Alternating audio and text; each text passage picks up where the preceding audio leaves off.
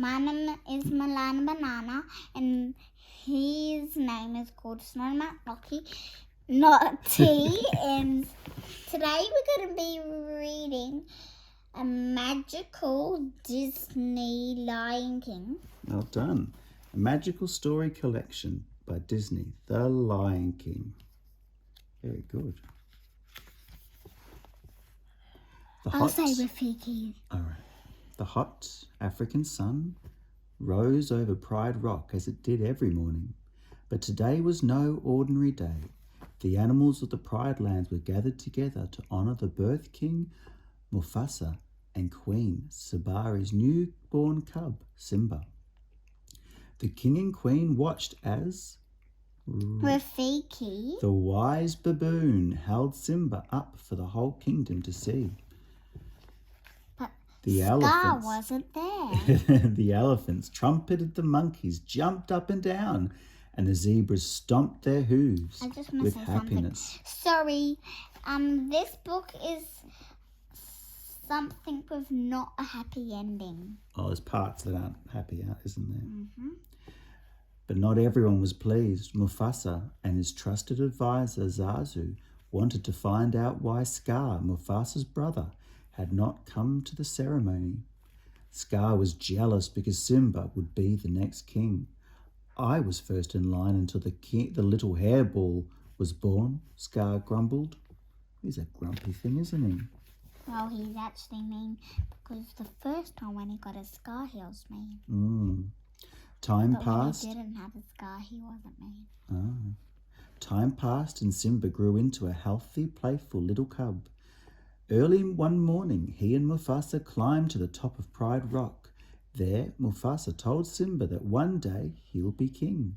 Look, Simba, everything the light touches is our kingdom, Mufasa said.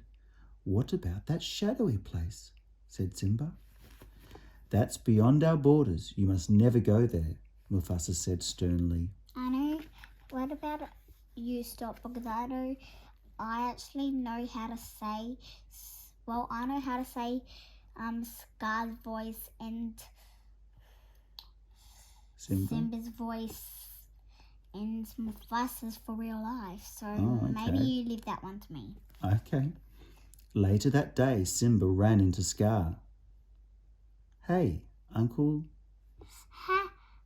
Hey, Uncle. Scar. Scar. Guess what? Guess what? I'm going to be king. I'm going to be king of the Pride Lands.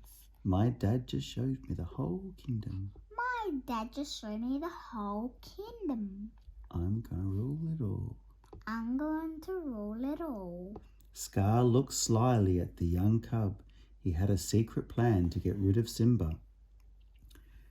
He didn't show you that shadowy place. Well, no, said Simba quietly. He said, I can't go there. And he's absolutely right. It's far too dangerous. Only the bravest lions go there. I have to say Scar's voice, remember? Okay, Scar said evilly.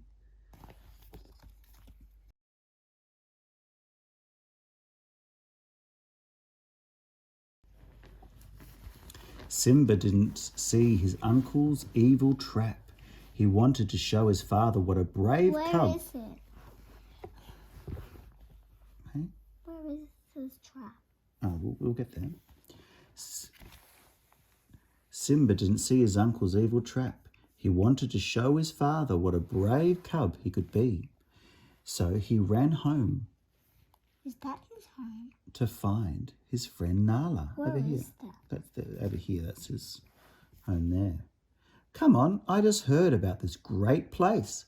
Simba and Nala asked their mothers if they could go exploring. So Rabi agreed, as long as they took Zazu with them. Simba and Nalu raced across... Nala. Ah, thank you. Simba and Nala raced across the Pride Lands. They led Zazu through herds of animals. Like a loo when they're going to the toilet.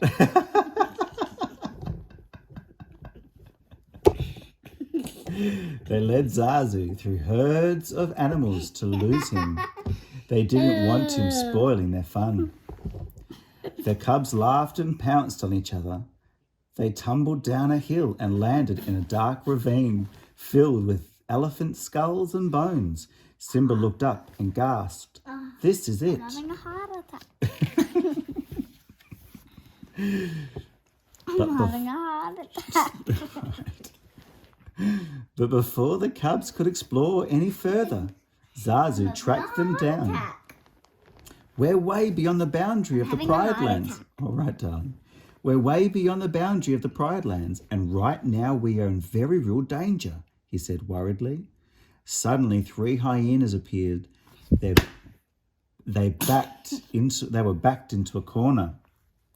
Just when it looked as if I'm they feeling could my banana. I'm feeling my banana. Just when it looked as if there was no way out, a giant paw appeared and knocked the hyenas over. It was... Mufasa! "Oh, if you ever come near my son again," he yelled. The frightened hyenas ran away quickly. Remember, I have to say Mufasa. Actually, I'll find it. As they walked home, Mufasa looked at Simba. "You deliberately disobeyed me, Simba. I am very disappointed in you." Simba crawled onto Mufasa's back. "Dad, we're pals, right? And we're always going to be together, right?" Right? Mufasa No. smiled. "Simba, let me No, tell they're you not something." together. For the Don't ruin the story for everybody. fine. "Simba, let me tell you something my father told me. Look at the stars. The great kings of the past look down on us from there. So whenever you feel alone, just remember that those kings will always be there to guide you, and so will I." Meanwhile, Scar was at the hyena's lair. He was furious his plan hadn't worked, but he had a new one. He warned the hyenas to be prepared. The hyenas laughed. "Yeah, Prepared. be prepared. We'll be prepared for what?" Scar I glared want to say at them. Scar's voice because I know his. Death of the king. No, I meant when it's be prepared. Yeah, but that song, we're not going to do that song. It's not in the book. Scar glared at them. "For the death of the king." Be prepared. Be prepared. The next day, Scar brought Simba to the gorge where the wild beasts were grazing. "Now you wait here," said Scar to Simba. "Your father has a marvellous surprise for you." When Scar was safely away, he signalled to the hyenas. They raced into the gorge and chased the herd of the wildebeests towards Simba. Scar ran off to Mufasa. "Stampede in the gorge! Simba's down there!" Mufasa jumped into the gorge to find his son. He grabbed Simba and put him on a nearby ledge, but when Mufasa tried to climb out, the rocks crumbled beneath him. He saw Scar standing above him. "Brother, help me!" he yelled desperately. Scar dug his sharp claws into Mufasa's paw. "Long live the king," he said, and he let Mufasa go. He's nasty, isn't he? Scar found Simba by Mufasa's body. "It was an accident. I didn't mean to do it. I didn't mean for it to happen. What am I going to do?" Simba whimpered. Scar smiled wickedly. Run away, Simba, run away, and never return." While Scar returned to rule over Pride Rock, Simba did as his uncle said. He ran until he couldn't run any more. Finally, he collapsed to the ground. When Simba awoke, everything looked different. A warthog named Pumbaa and a meerkat named Timon had found him and brought him home with them. Timon explained his motto to Simba, Hakuna Matata. It means, "No worries for the rest of your days. it's our problem-free philosophy. Hakuna Matata. You got to put your past behind you, said Timon, and that is exactly Philosophy. and that's exactly what Simba did. Hakuna Matata for the rest of your days. Problem free. Years passed and Simba grew up to be a strong lion. He had almost forgotten about his past until one day he saw a lioness attacking What's a Pumbaa, lioness? a female lion. Simba came to his friend's rescue, but the lioness easily flipped Simba onto his back. Looking up at her, Simba realized that she was his old friend, Nala. Nala was surprised to see Simba. Scar had told everyone that he was dead.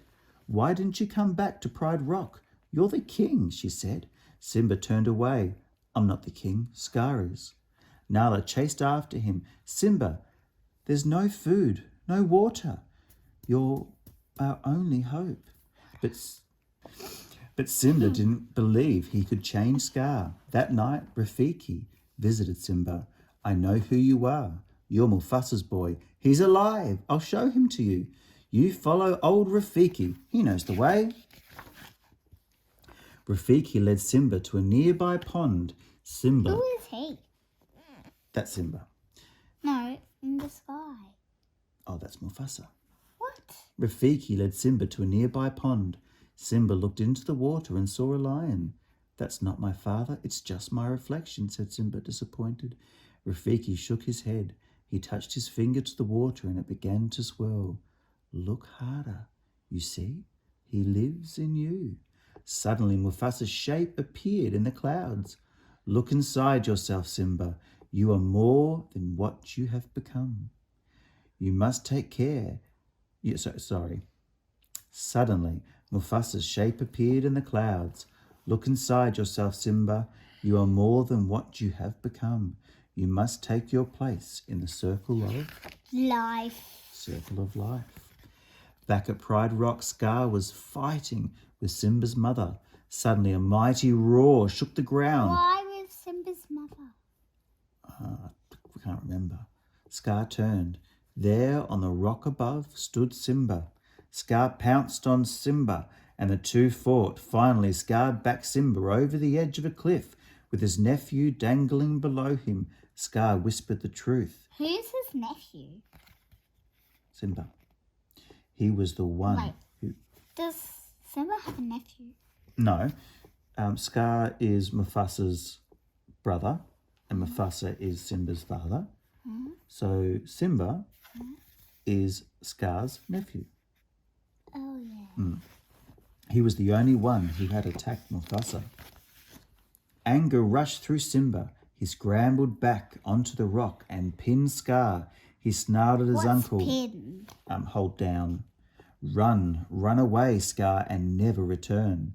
Scar started to slink off, then turned and lunged at Simba. With a swipe of his giant paws, Simba knocked his uncle over the ledge. Scar plunged into the gorge below. What is the bit there on him? It's just the back of his elbow, I think. With Scar gone, Simba took his rightful place as king. Before long, the Pride Lands flourished again. Nala remained at Simba's side, and soon they had a cub of their own. As What the sun was it called? Was it Tiara? Yeah. Yes. As the sun shone down on them. Or was it Kion? No, it was Tiara or Kiara. Why? Yeah, Kiara. Kiara. As the sun shone down on them, Rafiki held the cub up for the whole kingdom to see. The Pride Lands had a new princess. The circle of life Then why don't we continued get to on. see how Kion got alive? The end. Well, it wasn't in that part of the story.